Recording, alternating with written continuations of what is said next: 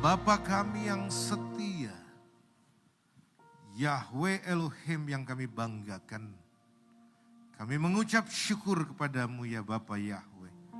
Untuk kasih karuniamu, untuk anugerahmu, untuk rahmatmu yang selalu baru setiap pagi. Kami bersyukur ada di hadiratmu. Bersama kami semua saudara bersaudari di dalam Tuhan. Memuji-muji, memuliakan Engkau.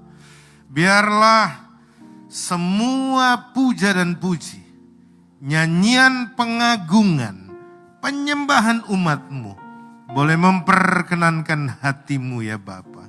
Dan dalam perkenananmu kami bermohon supaya Engkau mau berbicara kepada kami lewat pemberitaan firman-Mu. Sampaikanlah apa yang menjadi isi hatimu bagi kami. Namun sebelumnya kami bermohon supaya Engkau mau buka pikiran kami.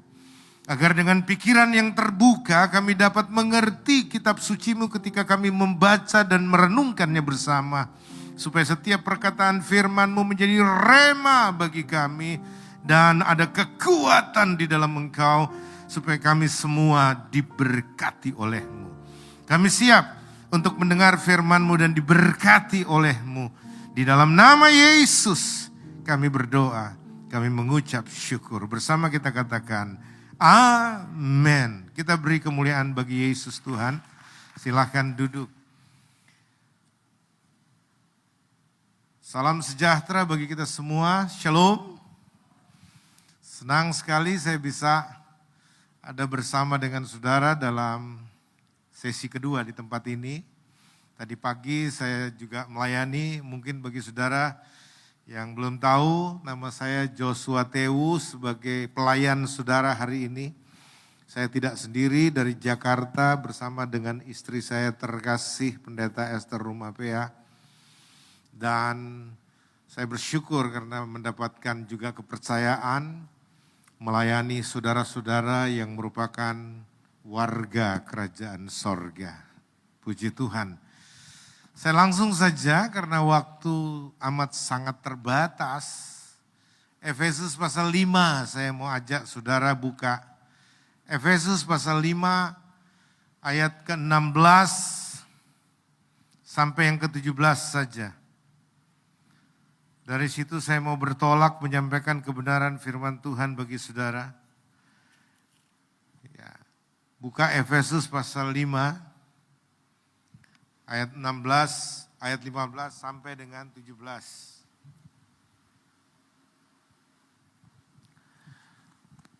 Kita baca sama-sama sebaiknya firman Tuhan ini ya. Oke, kalau sudah buka kita baca saudara-saudara. Ayat 15 sampai dengan yang ke-17 saja. Kehidupan yang dipenuhi roh. Kehidupan yang dipenuhi roh. Kita baca sama-sama. Karena itu perhatikanlah bagaimana seharusnya kamu hidup. Bukan seperti orang bodoh, melainkan seperti orang bijak. Manfaatkanlah waktumu. Karena hari-hari ini adalah jahat. Karena itu janganlah kamu menjadi bodoh. Melainkan pahamilah apa kehendak Tuhan. Amin. Saudaraku yang terkasih. 3 ayat ini menjelaskan kepada kita akan kehendak Tuhan. Supaya kita jangan menjadi atau hidup seperti orang bodoh. Janganlah kamu bodoh. Janganlah hidup seperti orang bodoh. Tapi seperti orang arif. Orang bijaksana. Kenapa? Karena orang bodoh tidak mengerti kehendak Tuhan. Kalau dia tidak mengerti kehendak Tuhan. Bagaimana dia bisa hidup dalam kehendak Tuhan. Dan bagaimana bisa diberkati. Kalau dia hidup di luar kehendak Tuhan. Hari ini saya mau bicara tentang sebuah rahasia untuk Anda dapat hidup sebagai pemenang, bahkan lebih dari pemenang. Dan memperoleh apa yang menjadi hakmu di dalam Yesus. Saudara yang kekasih, Tadi saya bicara di Diamond, saya bilang sama umat Tuhan di sana, saya paham betul setelah bertobat dan setelah punya pengalaman puluhan tahun melayani Tuhan, kenapa banyak orang Makassar susah berkembang? Kenapa banyak orang Makassar tidak bisa maju? Tidak terkecuali orang Kristen. Karena mereka hidup seperti orang dunia. Seperti orang yang tidak punya pengharapan. Seperti orang yang tidak bertuhan. Padahal dia punya Tuhan yang hebat. Dia punya potensi sorgawi yang luar biasa. Tadi pagi saya katakan iman. Roh yang ada dalam diri kita, roh Elohim. Firman Tuhan, perkataan Tuhan. Itu yang kita miliki. Belum kita bicara pengharapan, kasih, dan semua hal-hal indah yang Tuhan anugerahkan bagi kita. Tapi toh banyak orang Kristen hidup dalam kelemahan. Karena apa? Mereka tidak tahu apa yang mereka miliki. Nah, ini tidak tahu memang karena tidak dapat informasi, atau dia tahu tapi kemudian dia tidak mau hidup, atau dia nggak mau gunakan apa yang dia miliki. Ini yang orang Makassar bilang dongo. Halo, saya bilang di sana 3 roh ini mengikat orang Makassar sampai susah maju, susah berkembang.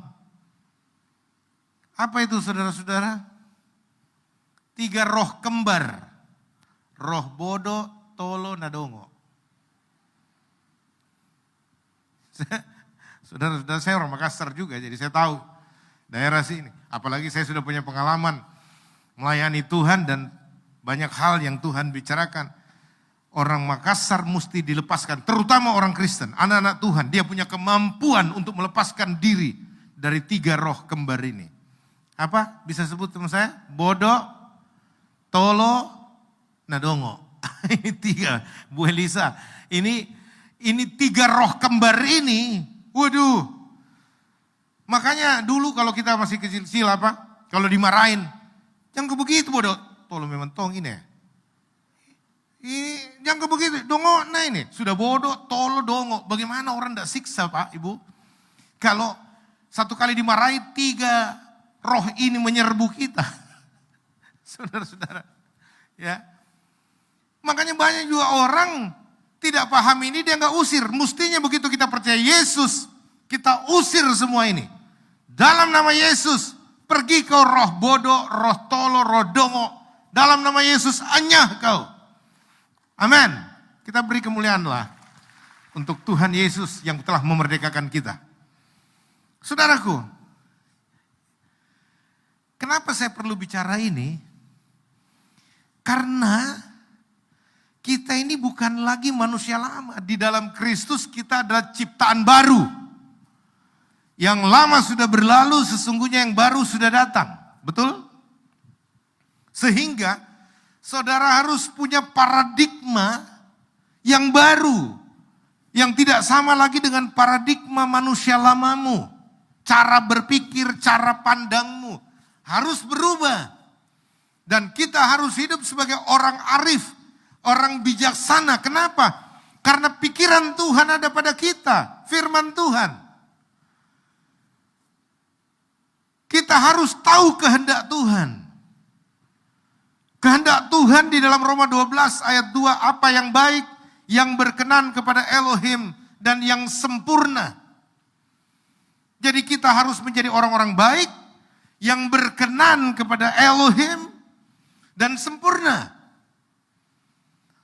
Saudara, mungkin banyak orang berkata begini, Pak Yosua, kita kan ini manusia yang penuh dengan kelemahan. Ya, kita ini kan orang berdosa. Nah, ini yang saya bilang bodoh. Karena apa? Dia tidak mengerti statusnya dalam Tuhan. Ya. Kita yang sudah dalam Yesus bukan lagi orang berdosa. Kita dalam Yesus sudah dianugerahkan status baru sebagai anak-anak Elohim, anak-anak Tuhan. Bukan lagi orang berdosa. Kita yang di dalam Yesus sudah dianugerahkan status sebagai orang-orang benarnya Tuhan. Karena kita sudah dibenarkan, sudah dimerdekakan oleh pengorbanan Yesus di salib. Bagaimana saudara bisa mengatakan bahwa saudara adalah orang berdosa? Percuma kematian Kristus di salib kalau tidak mengubahkan apa-apa pada Anda dan saya.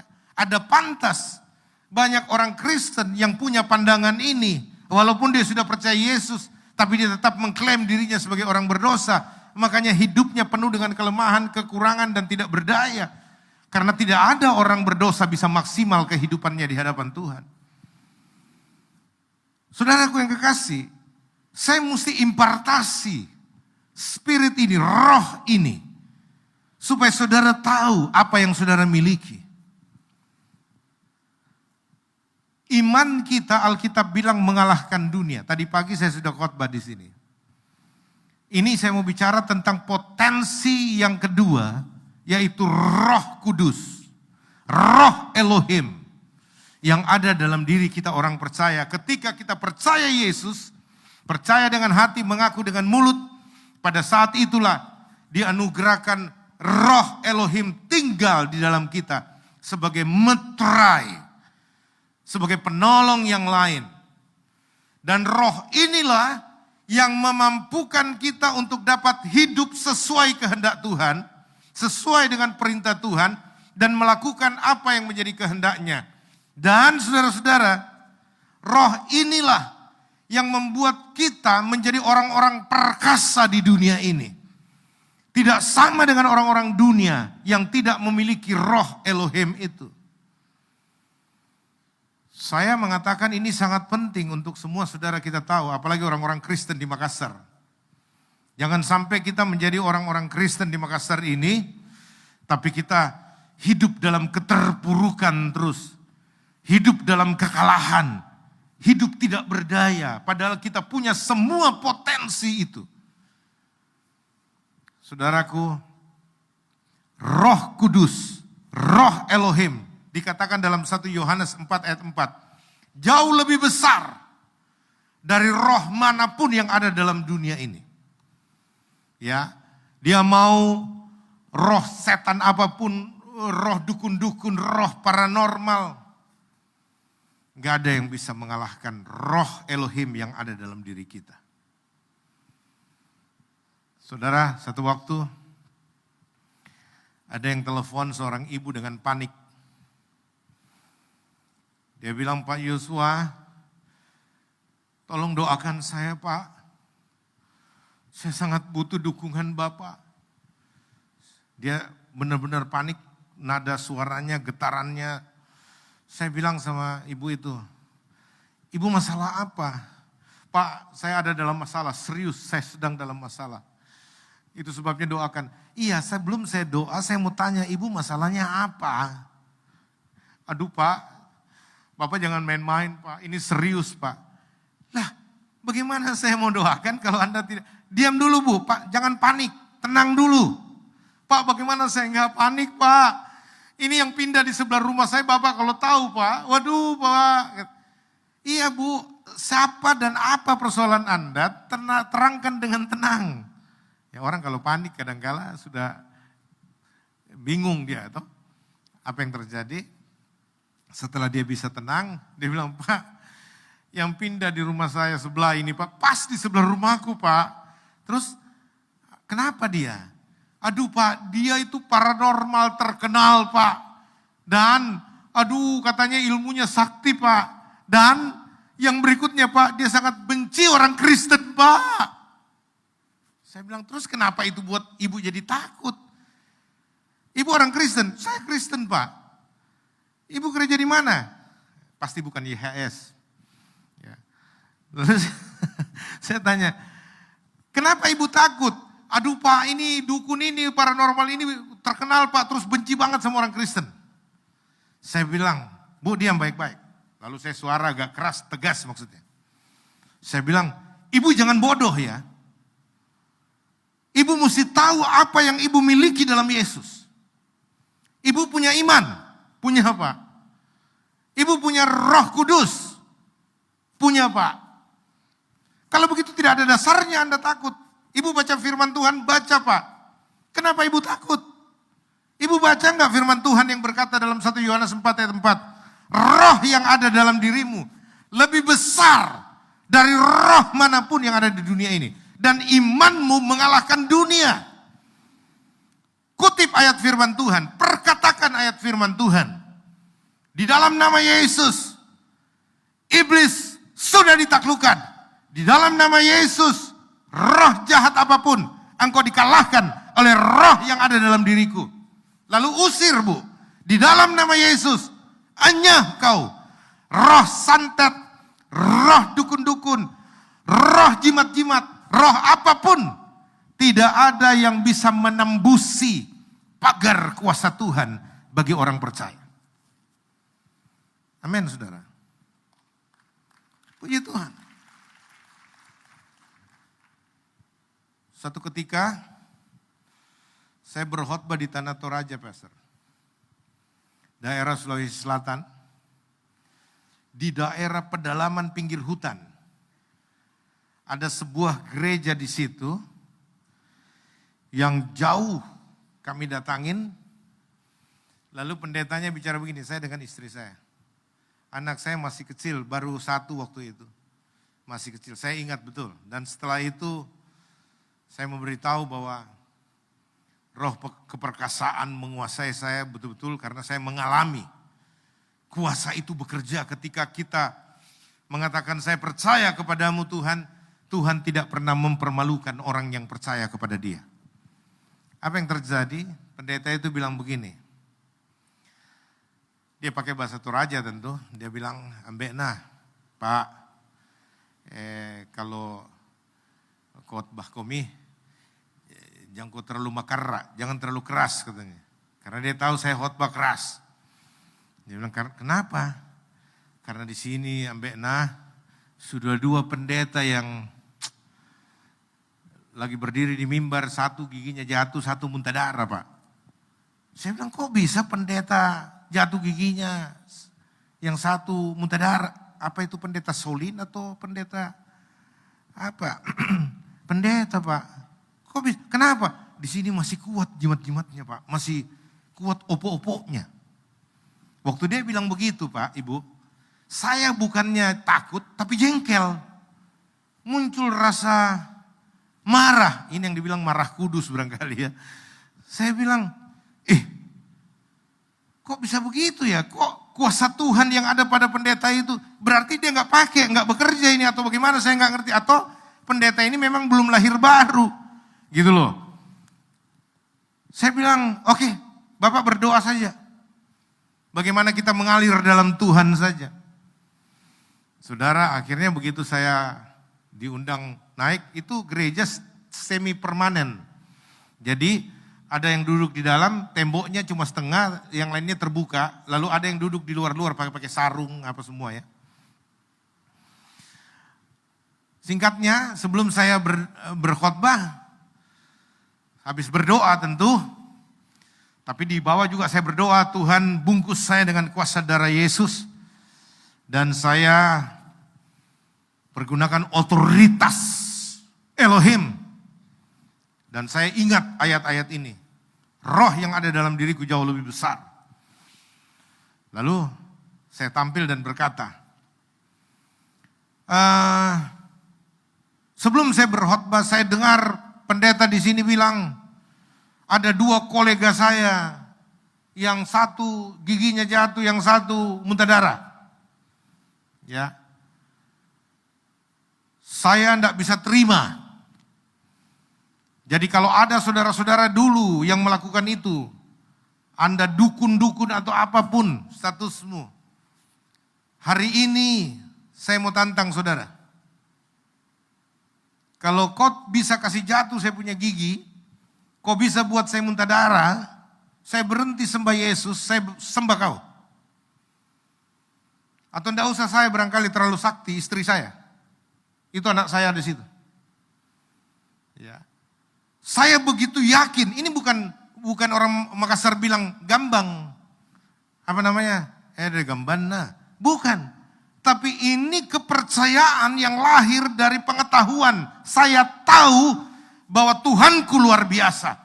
Roh yang ada dalam diriku jauh lebih besar dari roh yang ada dalam dunia ini. Dan saya tahu Alkitab tidak bohong. Firman Tuhan ya dan amin. Jadi itu yang membuat roh keberanian itu. Karena kita tidak menerima roh ketakutan. Amin, saudara. Roh keberanian. Lalu saya bilang sama dia. Saya bilang sama mereka itu. Ya, kalau Anda bisa buat saya celaka di mimbar ini. Di sini juga kalau ada dukun-dukun boleh coba, boleh tes. Ya, siapapun Anda yang masuk menyelusup, saya mau tes. Saya bilang, karena saya percaya betul Tuhanku hidup. Roh yang ada dalam diriku, roh Elohim, roh Tuhan itu jauh lebih besar, perkasa dibandingkan roh yang lain. Lalu apa yang terjadi, saudara? Saya bilang, saya hitung sampai 10. 1, 2. Kalau Anda tidak ada yang bisa membuat saya celaka di mimbar dengan kuasa setan, kuasa gelap yang kau punyai, saya perintahkan kau bertobat. Ya, kalau kau tidak bertobat, binasa. 1, 2, saya percepat. 3, 4. Ya. Saudara-saudara, apa yang terjadi? Belum hitungan 10 selesai, ribut di belakang. Orang berteriak di belakang, saya lihat tenda rubuh. Ya, dan udah kocar-kacir, orang lari masuk. Tapi ada satu orang yang masuk pegang parang itu. Begitu saya lihat dia pegang parang dari mimbar. Saya bilang, saya tidak mau mati konyol ini Tuhan. Ini parang ini. Saya bilang, kalau setan-setan saya tidak takut, tapi ini parang ya. Bukan saya takutnya parangnya dia, saya takutnya pendeta, saya tidak mau mati konyol. Kalau sampai dia parang, saya lawan dia, terus dia mati, nanti dibilang, pendeta bunuh orang. Kacau lagi. Halo, tidak mungkin kita kasih barangnya, potong mie. Nah, makanya saya bilang, saya berdoa, betul-betul saya berdoa, saya bilang, Tuhan, lepaskan saya daripada yang jahat. Doa Bapa kami, ingat kan? Lepaskanlah kami daripada yang jahat. Saudara, saya kutip ayat. Aku tidak akan mati, tapi hidup. Ini untuk mengatasi rasa takut yang muncul. Aku tidak akan mati, tapi hidup. Dalam Kristus aku akan melakukan perkara-perkara yang besar. Iblis, engkau sudah dikalahkan di bawah kaki Yesus. Semua ayat yang kuingat, kukutip, saudara-saudara. Ya. Enggak berapa lama, saudara. Dia sudah, ya sekitar ini. Apa yang terjadi? Dia kayak gini, lalu dia balik, lalu dia lari. Dia lari, tabrak orang apa, dia lari, saudara-saudara. Parangnya itu lepas. Lalu saya lihat yang lain juga pada lari. Singkatnya, saya nggak usah bicara terlalu panjang ini cerita. Setelah itu saya lanjut ibadah sampai selesai, doakan orang-orang sakit, puji Tuhan, banyak orang-orang disembuhkan, dilepaskan dari kuasa kegelapan. Besok paginya. Besok pagi di rumah pendeta itu ada seorang ibu yang sudah tunggu kami untuk bawa sarapan. Sarapan pagi. Jadi kami disuguhkan susu ayam. Saudara sudah pernah makan susu ayam? Mungkin saudara tanya, masa ayam ada susunya? Bukan itu. Alkitab bilang jangan tolo, jangan bodoh, jangan dongo. Ya, maksudnya itu susu ayam. Ayam dimasak dengan susu kerbau. Itu namanya susu ayam. Itu khas orang di kampung itu menyuguhkan sama pendeta. Ada maksudnya itu kalau suguhkan begitu, minta didoakan. Jadi waktu minta didoakan saya tanya, apa? Suaminya rupanya. Suaminya itu kaku, apa enggak bisa bergerak di kamar mandi kamar mandi di sana itu di alam terbuka kan? Baru itu daerah dingin sekali. Kita ke sana lah. Kita berdoa. Kita tengking, kita usir semua roh jahat. Habis itu dia lemes, digotong sama orang-orang gereja. Setelah dia sadar, dia datang, dia menangis, dia minta ampun karena dia yang bawa parang itu, ya, dengan beberapa tomina yang lain. Lalu kemudian dia mengaku dosa. Sejak itu kita doakan, kita lepaskan dia, kita bakar jimat-jimatnya semua. Singkat kata saudara-saudara, waktu dia cerita, ini dia cerita. Jadi waktu saya tantang mereka marah betul. Ya, belum ada orang yang mau lawan dia sebegitu beraninya katanya. Marah betul. Lalu dia cerita, memang dia mau potong, dia mau bilang, memang dia mau tebak, istilahnya mau potong.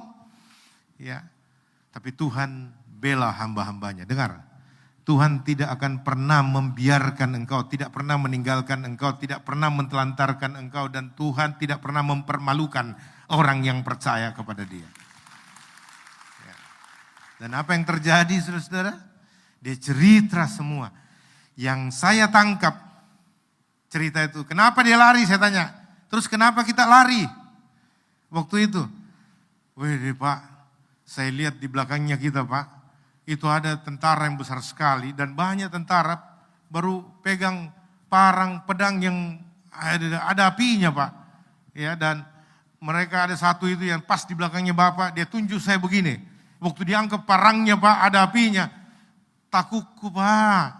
Jadi itu pedang yang berapi diangkat, lalu dia diginiin saya katanya. Itu yang buat dia lari, saudara-saudara. Waktu dia lari, semua pengikutnya lari juga. Saudara tahu, saya sampai sekarang tidak bisa melihat itu yang dibilang. Tapi saya percaya itulah malaikat-malaikat Tuhan yang ditugaskan untuk berkawal di sekitar orang percaya. Dari mana saya tahu? Alkitab bilang. Dan tidak mungkin Alkitab salah atau bohong. Alkitab bilang setiap kita punya malaikatnya. Ya. Ada pengawal pribadi, bodyguard. Bodyguard kita bukan orang-orang biasa, tapi malaikat Tuhan yang sejak lahir kita diberikan untuk mendampingi kita. Dan kalau ada masalah-masalah susah atau khususnya hamba-hamba Tuhan, dia disertai bukan cuma satu malaikat. Ada banyak malaikat. Tapi jujur sampai sekarang saya nggak pernah lihat malaikatku. Tapi saya suka bicara. Jangan kau jauh-jauh kalau saya jalan Saya bicara sama malaikat, walaupun saya tidak lihat, tapi saya percaya mereka dengar. Karena Alkitab bilang satu waktu saya akan menghakimi malaikat. Tahu nggak Pak? Kalau saya jatuh di got misalkan, saya akan tanya dia, di mana matamu waktu itu kemarin? Kenapa aku tidak kasih ingat saya sampai jatuh di got? Nanti malaikat bela diri. Sudah dikasih tahu Pak, itu hari ada yang dorong ibu-ibu bilang, tapi Bapak ke jalan terlalu dia bela diri juga toh. Tapi saya mau kasih tahu, malaikat-malaikat kita ada mendampingi kita. Kenapa setiap anak-anak Tuhan didampingi oleh malaikat-malaikat? Karena Anda semua adalah anak-anak raja di atas segala raja. Ini yang saya punya keinginan kuat di hati untuk memberitahukan. Apa yang Anda punyai. Potensi apa yang Anda punyai. Jadi tidak ada alasan kita takut dengan apapun. Amin, saudara. Tidak ada dasarnya kita takut. Sama setan kita nggak boleh takut. Ya, jangan Anda punya Roh Kudus, Roh Elohim dalam dirimu, Roh yang perkasa itu. Tapi biar cuma pergi kamar mandi kalau malam, kasih bangun suami, Pak bangun kau dulu ya, temani Kak. Ibu-ibu masih ada yang begitu, bertobat Bu. Ya, jangan takut. Bukan takut Pak, belum 40 harinya loh Pak. Baru 7 harinya. Orang yang sudah mati tidak boleh lagi bercampur dengan orang hidup. Amin, saudara. Jangan takut. Kau punya Roh Kudus, Roh Elohim. Tapi rumahmu lewat kuburan. Dari tidak tahu nyanyi kau jadi pintar nyanyi. Haleluya, haleluya. Loh, tidak boleh begitu orang percaya. Kita mesti berani. Gak boleh takut. Karena roh yang ada dalam diri kita adalah roh keberanian, roh keperkasaan. Itu sebabnya saudara-saudara yang kekasih, biar ini tertanam di hatimu. Itu salah satu yang kau miliki yang dahsyat yang Tuhan anugerahkan. Roh Elohim berdiam dalam diri kita. Ada begitu banyak cerita dan kisah yang saya yakin saudara juga sudah pernah dengar. Ya. Dan saudara, ini peneguhan hari ini. Saudara nggak perlu takut dalam situasi dan kondisi apapun. Jangan terlalu parno, termasuk pandemi yang ada sekarang ini. Percayalah, kita lebih dari yang lain. Kita tidak sama dengan yang lain yang tidak punya pengharapan. Dalam Tuhan, kita punya segala kelengkapan sorgawi. Kita punya iman yang mengalahkan dunia. Kita punya roh Elohim. Kita punya firman Tuhan yang berkuasa. Perkatakan firman itu dengan roh yang menyala-nyala. Dengan iman. Dalam nama Yesus. Enyah kau, Tante Corona, Om Imron. Keluar. Halo.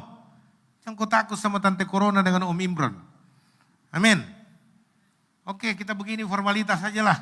Tapi saya percaya kuasa darah Yesus membungkus kita. Itu cukup bagi kita yang percaya. Jangan takut. Jangan gentar hatimu. Jangan gelisah. Ingat ayat ini saudara-saudara. Ayub 3 ayat 25 bilang. Kalau kau takut, apa yang kau takuti itu yang akan mendatangi engkau. Apa yang kau cemaskan itu yang akan menimpa engkau. Makanya jangan takut. Katakan pada dirimu, aku tidak akan diserang. Kalau diserang pun tidak akan tembus. Karena pagar perlindungan Tuhan kokoh bagiku. Nggak perlu takut. Amin atau aman? Katakan amin dengan pasti. Amin. Saya terjaga, saya terlindungi oleh Tuhan. Dan saya tidak takut. Apapun yang akan terjadi besok. Saya tidak takut apa yang akan kupakai besok, apa yang akan kumakan besok. Karena apa Tuhan bilang, burung di udara dia pelihara. Ya, burung itu tidak menabur, tidak menanam, tidak bekerja. Tapi Tuhan beri makan. Bunga-bunga di padang, cantik-cantiknya. Orang Makassar bilang, dede. Tapi dia tidak memintal, tidak menyulam, tidak bikin pakaiannya, tidak merajut dirinya jadi indah. Tapi Tuhan dandani mereka. Pernah pergi di kebun binatang? Semua binatang di kebun binatang dikasih makan tanpa bekerja. Cuma makan tidur. Orang yang sibuk urusi mereka. Apalagi kita yang lebih berharga daripada binatang-binatang itu. Tidak mungkin Tuhan tidak pelihara kita. Dengar bagian akhir perkataan saya. Nyawanya saja dia rela korbankan. Dia rela berkorban sampai mati ganti Anda dan saya. Masa kan cuma kebutuhan sehari-hari. Masa kan cuma hal-hal sepele dalam hidup kita dia tidak mampu berikan. Nyawanya saja dia berikan kok. Amin saudara. Itu sebabnya mulai hari ini. Katakan pada dirimu. Aku tidak akan takut lagi. Jangan pernah mencurigai kasih karunia Tuhan. Jangan pernah mencurigai kuasa Tuhan. Tuhan tidak pernah berubah. Dulu, kini dan sampai selama-lamanya. Maka tetaplah teguh dalam iman kepada Yesus. Tidak ada yang bisa mengalahkan engkau. Tidak ada yang bisa membuat Anda bermasalah. Karena Tuhan beserta dengan kita. Immanuel, Tuhan beserta kita. Beri kemuliaan bagi Yesus. Mari kita berdoa. Terima kasih Tuhan. Karena hari ini kami diingatkan kembali. Kami diteguhkan bahwa roh yang ada dalam diri kami, roh Elohim itu. Sungguh adalah roh keperkasaan. Roh keberanian. Roh yang lebih besar dari manapun. Dari roh apapun. Sehingga kami tidak perlu takut. Apalagi firman Tuhan berkata, Tuhan tidak sekalipun membiarkan, tidak sekalipun meninggalkan kami. Dia telah berjanji akan menyertai kami senantiasa sampai kepada kesudahan zaman.